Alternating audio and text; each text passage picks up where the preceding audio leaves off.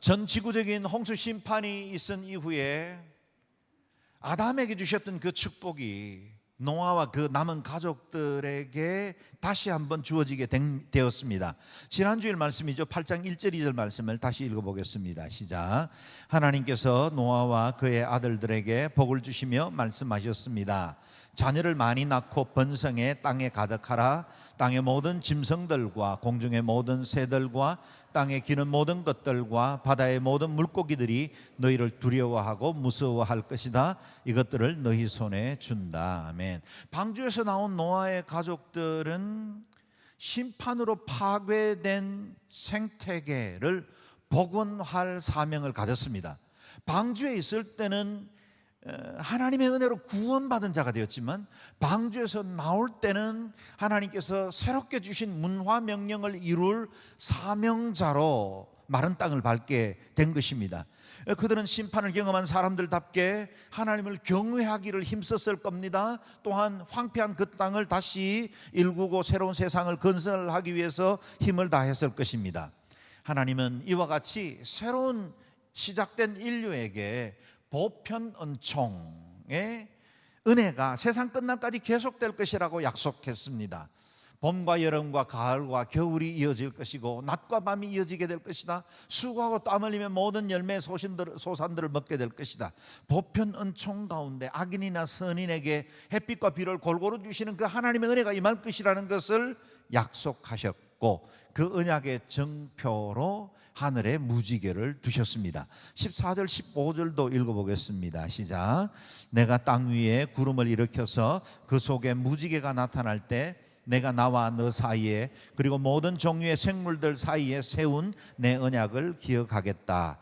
물이 홍수가 돼 모든 육체를 멸망시키는 일이 다시는 없을 것이다. 아멘. 며칠 전에도 영종도에 비가 그친 이후에 쌍무지개가 떠서 우리 성도들이 사진을 찍어서 서로 보내주고 받고 하는 것들을 본 적이 있습니다. 무지개는 하나님께서 우리를 사랑하시고 우리에게 주신 그 언약을 기억하고 계신다는 증표입니다. 물론 우리가 알고 있는 대로 무지개는 작은 물방울들이 햇빛에 반사되면서 일으키는 자연 현상이지만 그 현상들을 통해서 하나님은 이 지구에 주어진 일반 은총, 보편 은총들이 계속해서 이어지게 될 것이라는 사실을 약속으로 보여주신 것입니다. 동시에 다시는 물로 세상을 심판하지 않을 것이라는 하나님의 약속을 우리에게 보여주기도 하셨고, 또 동시에 하나님도 그 무지개를 통해 이 인류를 향한 그분의 긍휼과 자비를 기억하게 하시겠다 하신 겁니다. 심판 후에 노아로부터 새로운 인류가 시작되었습니다. 그야말로 아담에게로부터 주어졌던 그 축복이 상속된 것입니다. 그렇다면 그들은 이제는 다시는 죄를 짓지 않을 경건한 백성들로 변화되었을까요? 그렇지 않았다는 것이 인류의 비극입니다. 징계를 받았다고 해서 새로운 사람이 되는 건 아닙니다. 만약 그랬다면 교도소를 더 지을 필요가 없었겠죠. 여전히 죄성을 가지고 있고 실수하고 넘어지고 허물이 많은 채로 인류는 새로운 언약 공동체를 시작하게 되었다는 겁니다. 우리가 알고 있는 대도라 불리던 조세형 씨를 알 겁니다. 그가 교도소 수감 중에 복음 전하는 사람들에게 말씀을 듣고 예수 믿기로 결정을 했습니다.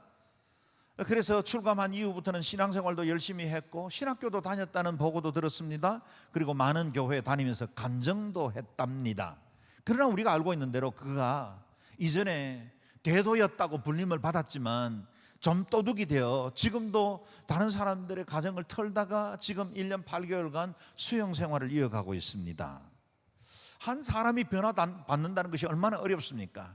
우리가 예수 믿고 거듭나서 주님의 백성이 되었지만 우리는 여전히 죄와 가까이 하고 여전히 넘어질 수밖에 없는 연약한 존재라는 사실 부인하기가 힘들죠. 인간이 심판을 통해서 완전히 새로워지기를 기대했으면 좋았겠지만 결코 그렇지 않았다는 겁니다. 이 새 인류의 뿌리가 되었던 노아 가족의 실패는 다름 아닌 포도나무의 열매로부터 시작되었습니다. 아담이 살게 된 에덴 동산에 선악과가 있었다면 노아가 개척한 새로운 세상에는 포도나무가 있었습니다. 새 인류에게 포도나무가 언제 화로 바뀌게 되었을까요? 18절 19절 말씀을 읽어보겠습니다. 시작. 방주에서 나온 노아의 아들들은 셈, 함, 야벳인데 함은 가나안의 조상입니다. 이 세 사람이 노아의 아들들이었고 이들로부터 온 땅의 사람들이 퍼지게 됐습니다. 노아와 세 아들을 통해서 새로운 인류가 시작되었고 그들은 빠른 시간에 번성하게 되었고 많은 지역으로 흩어져서 살게 되었다는 겁니다. 심판의 기억은 시간이 지나갈수록 점점 희미해지기 시작했고 땅은 그런대로 살만했습니다. 노력하고 수고만 하면 땅이 소산을 충분히 공급해 주었습니다. 이제는 평안이 정착해서 살게 되었습니다. 노아는 새롭게 시작된 이 인류의 최고의 지도자였습니다. 가장 나이 많은 사람이었거니와 또 노아 심판, 홍수 심판을 겪으면서 유일한 지도력을 가진 사람이었죠. 그래서 그 누구도 어떤 문제들을 만났을 때 노아에게 가서 물었을 것이고 노아의 말은 그야말로 법이 되었을 겁니다. 크고 작은 일들, 옳고 그른 것을 노아가 재판했을 것이고 노아를 대적할 사람도 없었고 노아의 명령을 거역할 이도 없었습니다. 모든 것이 좋아 보였습니다. 바로 그때 포도농사가 시작되었습니다. 20절 21절 말씀을 읽겠습니다. 시작. 노아가 땅을 일구기 시작해 포도원을 세웠습니다. 그가 포도주를 마시고 취해 자기 장막 안에서 벌거벗고 있었을 때, 들에서 자란 야생 포도를 채취한 게 아니라 포도를 심고 체계적인 농사를 지을 만큼 문명도 발달하게 되었다는 겁니다. 뿐만 아니라 포도 열매를 발효 숙성시키면 사람들의 기분을 좋게 만드는 음료가 된다는 사실도 알게 되었습니다. 사람들은 언제나 최소의 필요들이 채워지고 생계의 문제가 해결되면 그 다음부터 내 인생을 어떻게 즐길까에 대해서 생각하기 시작합니다. 이렇게 입맛을 돋우던 음료를 과하게 마시기 시작했고 그것이 취하게 되어 자제력을 잃게 만들었다는 겁니다. 처음에는 노아가 술을 마시기 시작했겠지만 나중에는 술이 노아를 마셔버린 겁니다. 결국 포도주에 노아는 넘어져서 자신의 수치를 드러내고야 말았습니다.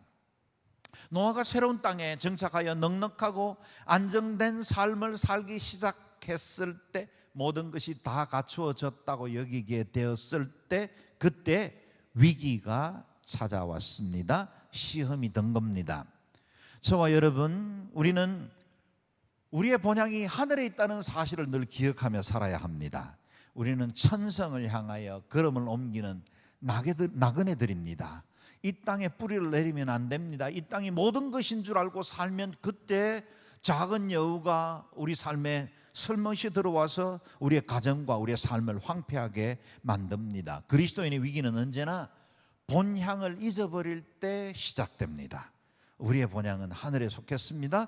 땅에 사는 날 동안 우리의 인생도 그것이 90년이든 100년이든 그건 한시적으로 주어지고 맡겨진 것이고 저와 여러분의 이름으로 만들어진 통장이거나 아니면 부동산도 다 잠시 있다가 사라지는 것들이고 우리는 그것들을 어느 다른 사람들에게 양도하고 이 땅을 떠나게 될 겁니다. 그래서 우리는 나그네입니다. 청지기로 살아야 합니다. 우리가 알고 있는 대로 노아는 의로운 사람으로 당대의 완전한 사람이라는 평가를 받았습니다. 심판날에 인류를 보존할 사명을 받았고 그 일을 성실하게 수행한 믿음의 거장이었습니다. 120년 외롭게 방주를 지으며 하나님의 말씀에 순종하고 수많은 비난과 사람들의 조롱들 가운데 묵묵히 하나님의 말씀을 순종한 믿음의 사람이었지요. 그런데 노아가 이같이 대단한 사람이 의외로 너무나 작은 것에서 무너지고 말았다는 겁니다. 외부로부터 밀려오는 수많은 반대와 비난으로부터 그동안 자신의 신앙을 잘 지켜왔는데 노아 내면으로부터 시작된 이 유혹에는 맥없이 무너지고 말았습니다. 얼마나 많은 남성들이 그동안 자신의 비전과 사명을 잘 성공적으로 수행해내고 많은 업적을 이루고 엄청난 일들을 이루다가 너무나 작은 너무 짧은 그 유혹에 빠져서 자신의 인생이 무너져 내리고 또 가정에 아픔을 주는 일들이 일어나는지 모릅니다. 우리 주변에서 작은 것에 넘어진 많은 남성들을 볼 수 있죠. 그러므로 잠언 말씀에는 무릇 지킬 만한 것보다 더욱 내 마음을 지키라. 생명의 근원이 여기에서 나기 때문이다 하십니다. 생명의 근원이 우리의 마음을 지키는 것부터 시작됩니다. 자기의 마음을 제어하지 아니하는 자는 성읍이 무너지고 성벽이 없는 것과 같다고 말씀하십니다. 우리의 마음을 잘 지켜야 합니다. 예수 그리스도가 주인 되시고 주님이 통치하시는 그 마음을 잘 지켜나갈 때 온전한 그리스도 예수의 사람으로 살아갈 수 있습니다. 세속의 유혹으로부터 이겨나갈 수 있습니다. 이 노아의 수치가 되었던 이 포도나무의 열매는 오늘 현대를 살아가는 우리에게도 종종 걸림돌이 되고 있습니다. 세계보건기구 WHO 통계에 의하면 2019년 한국인의 평균 연간 알코올 소비량이 8.7리터라 합니다. 누가 그렇게 많이 마시는지 모르겠습니다. 세계적으로 술을 많이 마시는 국가들 중에서도 상위권입니다. 우리 위에 있는 나라들은 대체로 구소련 연방에 있었던, 그래서 날씨가 추워서 독주를 마셔야만 되는 나라들을 제외하고 우리는 상위권입니다. 보건복지부 통계에 의하면 남자 대학생들의 90%, 여대생들도 85%가 술을 마신다고 합니다. 국민 1인당 연간 술 소비량이 소주 59병, 맥주 61병, 위스키 1.3병, 그 외에도 많은 막걸리를 마신답니다.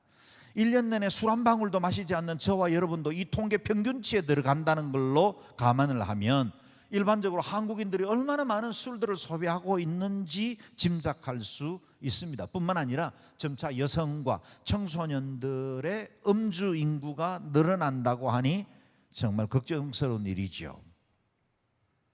그런데 저와 여러분, 우리도 이 문제에서 자유롭지 않은 것이 사실입니다. 술 권하는 사회에 영향을 받습니다. 가끔씩 크리스천으로서 술을 어떻게 대해야 하는지에 대한 질문을 받습니다. 이렇게 묻는 분들은 대체로 어떤 답을 얻기를 원해서가 아니라 술에 대한 목사의 묵인 내지는 하나님의 허가를 받고 싶어 던지는 질문인 것 같습니다. 어떤 분들은 이렇게 말하지요. 술 취하지 말라는 말씀은 있지만 술 마시지 말라는 말씀은 없지 않습니까? 술, 담배는 우리의 구원과는 상관이 없는 것 아닙니까? 교리적인 문제까지 들고 오기도 합니다. 심지어 아무개 장로님 술 마시는 목사도 본 적이 있다고 덧붙입니다. 그러나 그리스도인으로서 저와 여러분이 이것은 해도 되고 저것은 해서는 안 되느냐고 묻기 전에, 포도주와 맥주 정도는 마셔도 괜찮지 않느냐라고 묻기 전에 먼저 물어야 할 일이 있다면 이 일이 내 삶의 주인 되신 하나님께서 기뻐하시는 일인가 하는 것입니다. 내 삶의 주인 되시고 내 안에 거하셔서 나를 성전 만들어 주신 그 하나님이 기뻐하실 만한 일인가를 먼저 물어보자는 겁니다. 그리고 그 기준으로 판단을 하자는 겁니다. 어느 목사나 교리적인 이야기를 하기 전에 먼저 하나님의 말씀이 우리에게 어떤 기준을 제시하는지를 한번 살펴볼 필요가 있습니다. 잠언 23장 29절에는 6개의 질문이 먼저 시작되는데요, 같이 읽어보겠습니다. 시작.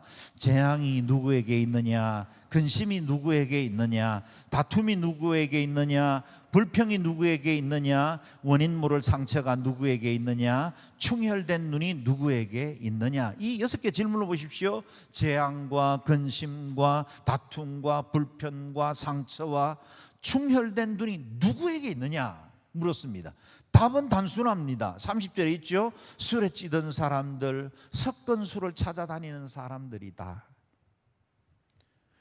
술을 좋아하고 술을 가까이 하는 사람들로부터 비롯된 것들이다는 겁니다. 술이 이 모든 재앙과 근심의 뿌리입니다. 술 때문에 불평이 생기고 행복한 가정들이 무너지기도 합니다. 사랑하는 사람들에게 깊은 상처를 주기도 합니다. 그동안 성실하게 애써서 살아왔던 한 가장이 음주운전 문제로 다른 사람들에게 살인자가 되길 뿐만 아니라 한 가정을 완전히 황폐하게 파괴하는 사람이 되기도 합니다. 음주는 부부관계에 걸림돌이 되기도 하고 그동안 쌓아온 우정과 신뢰를 하루아침에 무너뜨리는 역할도 합니다.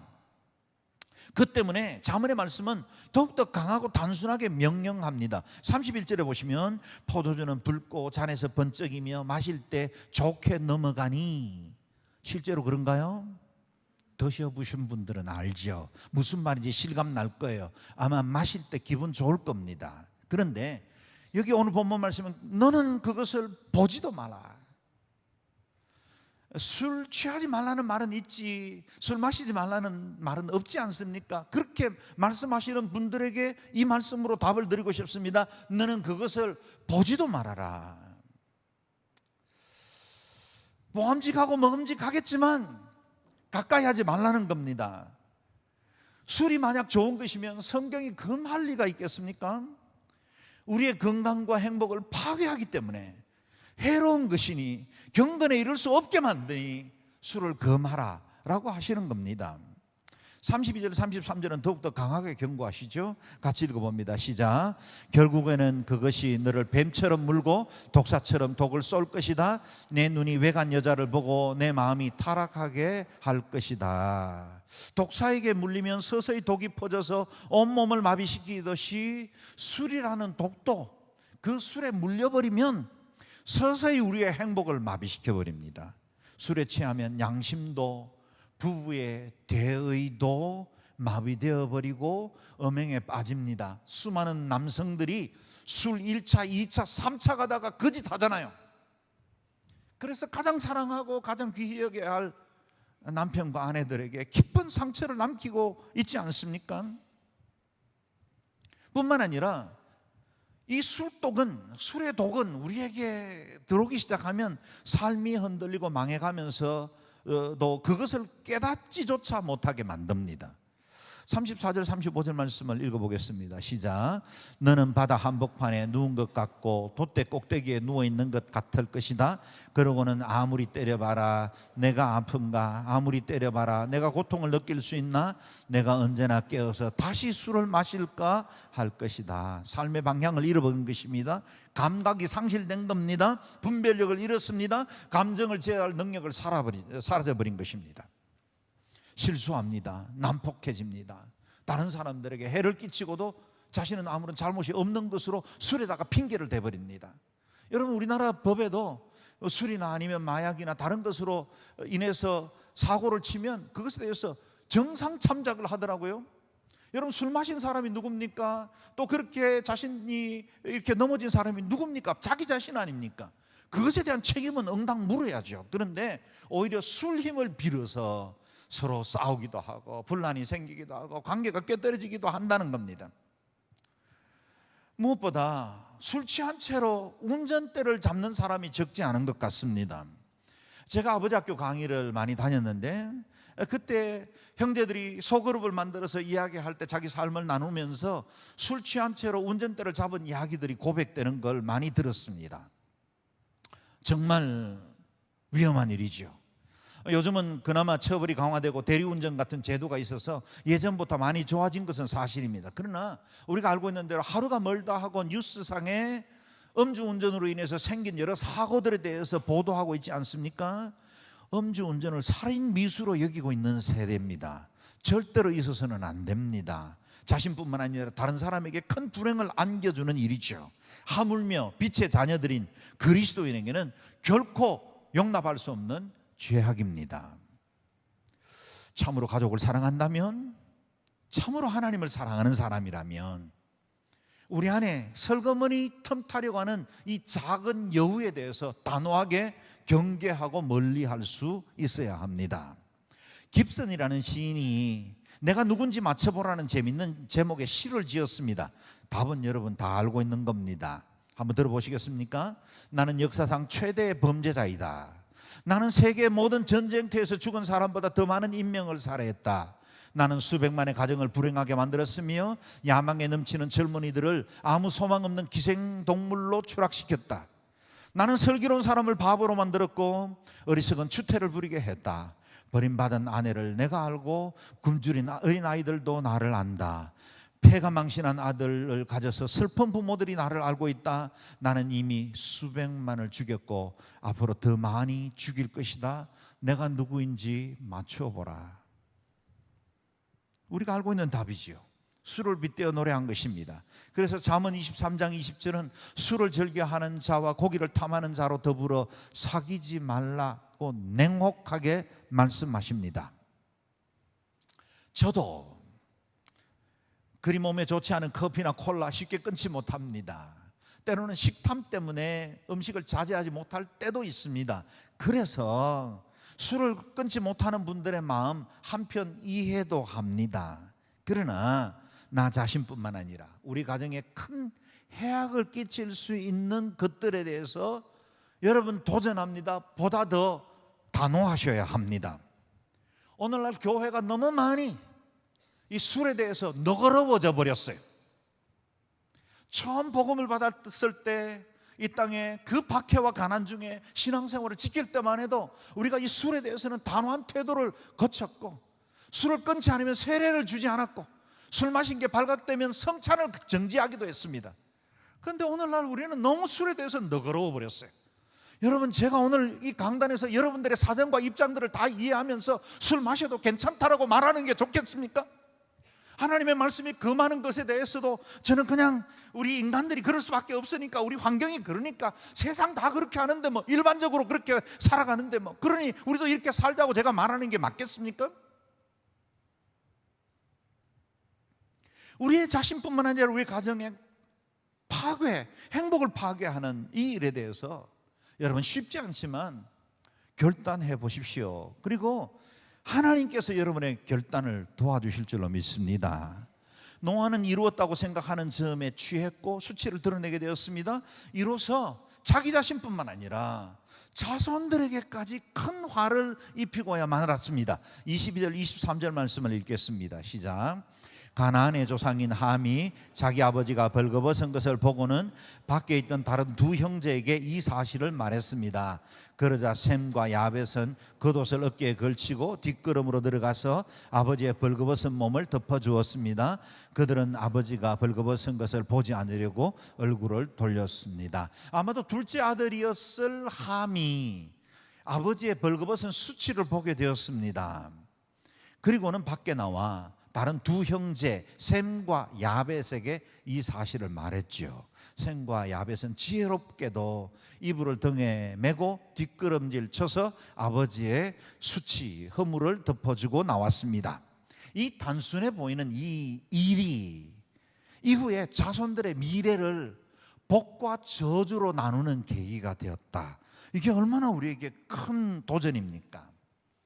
여러분, 백두산 천지에 빗물 하나가 떨어져서 좌측으로 흐르면 두만강으로 가고 우측으로 가면 압록강으로 흘러가기도 합니다. 여러분, 잠깐의 차이, 작은 차이였는데 그것이 동해와 서해로 나눠지는 계기가 되기도 하는 겁니다. 여러분, 우리 인생에도 작은 일들이 언제나 우리의 마음을 잠식하기 시작하고 그것으로 인해서 우리에게 큰 해를 당하기도 합니다.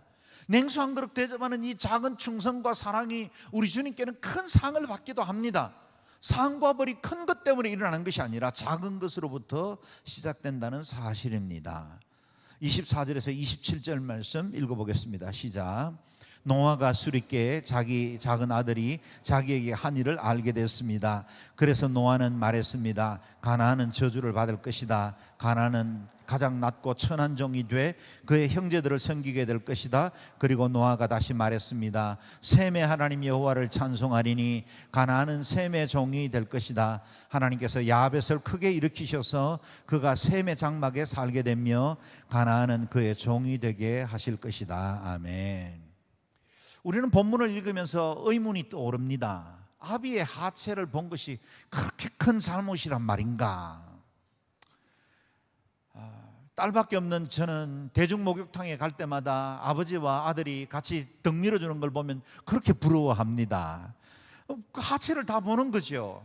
그런데 이것이 그렇게 큰 죄입니까? 그것을 본문을 단순하게 적용하면 문제가 생깁니다. 오늘 본문 22절에 두 개의 단어를 주목해야 하는데요, 벌거벗은 것을 보다 라는 말과 사실을 말하다는 말입니다.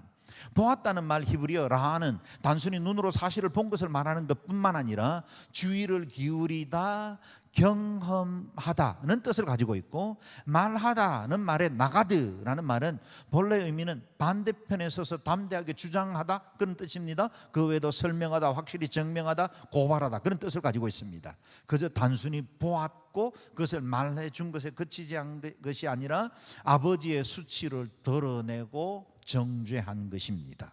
그 때문에 함의 자손은 저주를 받게 되었답니다. 한편 오늘 본문이 우리 세계 역사의 그릇 해석이 됨으로 인해서 큰 잘못을 범한 적도 있습니다. 물론 노아의 세 아들 셈과 함과 야벳을 백인종, 흑인종, 황인종의 조상으로 분류하는 것 자체는 잘못이 아닙니다. 그러나 함의 후예들인 흑인들을 노예 삼는 것을 정당화시키는 건 큰 신학적 오류입니다. 그래서는 안 됩니다. 마치 일부 독일 국가교회 지도자들이 유대인들을 박해하는 이 나치를 옹호하는 과정 중에 성경을 곡해한 것과 같습니다. 그리스도를 십자가에 못 박을 때 유대인 조상들이 이 죄를 우리와 우리 후손들에게 돌리소서라고 말했기 때문에 유대인들은 이 같은 고난을 받아야 된다라고 말하는 것 자체가 성경에 곡해된 해석입니다. 오늘 본문도 또 성경도 어떤 인종이나 민족을 차별하는 것을 지지하지 않습니다. 본문을 자세히 보면 노아의 예언적 저주는 함의 후손들에게 라기보다는 함의 아들들 중에 가나안의 자손을 저주하고 있습니다. 이건 저주라기보다는 예언적 말씀입니다. 장차 이스라엘 백성들이 약속의 땅에 도착했을 때 이미 먼저 정착해 있었던 가나안의 7 족속이 그 땅을 지배하고 있었고, 그것이 이스라엘에게는 큰 위협과 언제나 시험의 걸림돌이 되어 왔다는 겁니다. 그래서 가나안을 하나님께서 경계시키는 겁니다.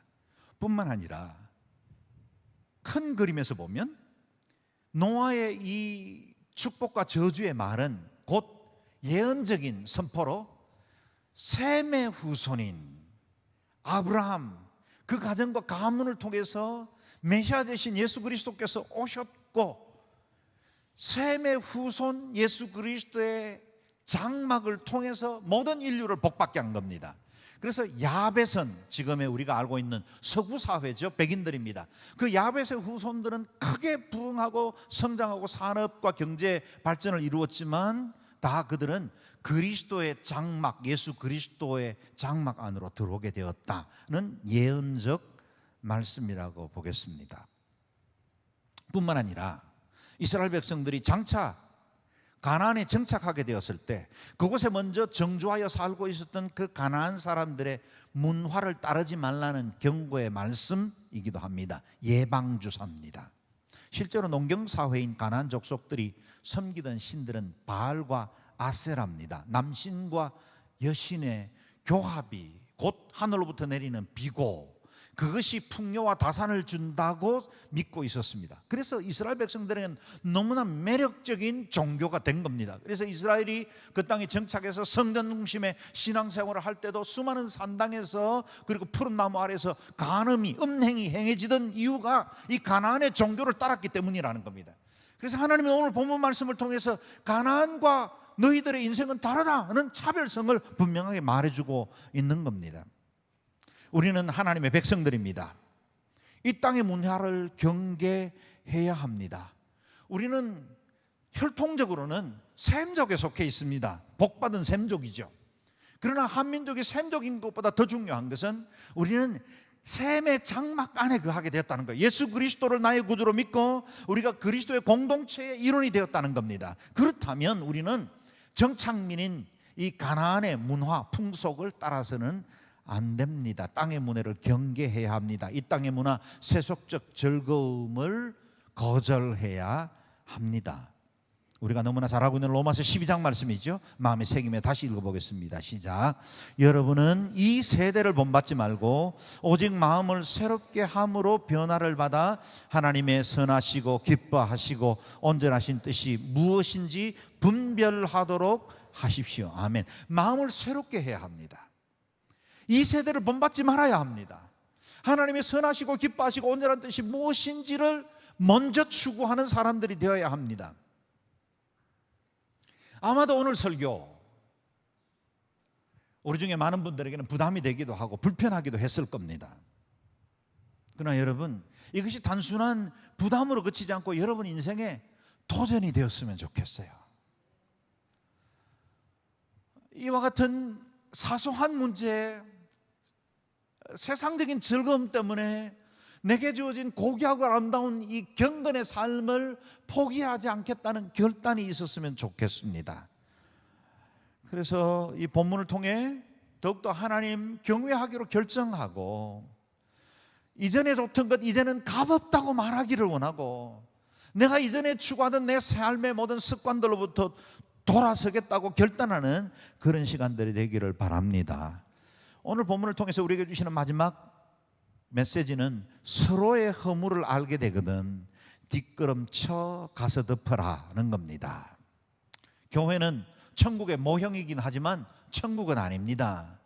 몸과 마음에 병든 사람들이 모입니다. 저마다 죄인이라는 배경을 가지고 있는 채로 이곳에 모였기 때문에 교회는 각각의 개성과 자신의 삶의 가치뿐만 아니라 성격에 따라서 다양한 사람들이 모자이크처럼 하나의 몸을 이루게 되었습니다. 오직 하나, 하나님의 은혜로 구원받은 그리스도의 사람이라는 사실 외에는 우리는 같은 게 하나도 없는 사람들이 교회 공동체를 이루게 되었죠. 허물이 없을 수 없고 움직일 때마다 먼지나지 않을 수 없습니다. 내 마음도 온전하지 못하겠거니와 또 우리와 함께 신앙생활을 하는 사람들도 다 온전한 사람들은 아닙니다. 저마다 부족하고 허물 많은 사람들이 한 몸을 이루었습니다. 그러므로 서로 용납하고 사랑으로 허물을 덮어주어야 합니다. 이것이 바로 교회입니다. 함처럼 똑바로 보려고 하면 문제가 생깁니다. 여러분, 대충 안 봐도 괜찮아요. 너무 남의 문제에 대해서 관심 갖지 마세요. 그 일들 일일이 다 전후 상황들 다 살피려고 하지 마십시오. 셈과 야벳처럼 얼굴을 돌리지 말고 뒷걸음질 쳐서 허물을 덮어줄 수 있어야 합니다. 그래야 나도 복받고 우리 공동체도 복받습니다. 잠언 10장 12절 말씀, 미움은 다툼을 일으켜도 사랑은 모든 허물을 가리우느니라. 사랑이야말로 모든 허물을 덮을 수 있는 은혜의 원천이 됩니다. 사랑은 허물을 덮습니다. 함처럼 실수를 덜추어내고 정죄하면 내 복도 사라집니다. 공동체도 무너뜨립니다. 베드로전서 4장 8절 말씀 같이 읽어보겠습니다. 시작. 무엇보다도 서로 깊이 사랑하십시오. 사랑은 허다한 죄를 덮습니다. 아멘. 무엇보다 다른 어떤 도덕 권면보다 서로 사랑하기를 힘쓸 수 있는 공동체가 되기를 바랍니다. 그래서 우리 교회가 아름다운 신앙 공동체로 세워질 수 있도록 뒷걸음질 쳐 우리의 이웃의 허물을 덮어줄 수 있는 성숙한 그리스도인들이 많이 세워지기를 바랍니다. 뿐만 아니라 셈과 야벳처럼 축복을 상속받는 인생이 되시기를, 축복을 상속받는 가정과 가문이 되시기를 주의 이름으로 축원합니다. 아멘. 기도하겠습니다.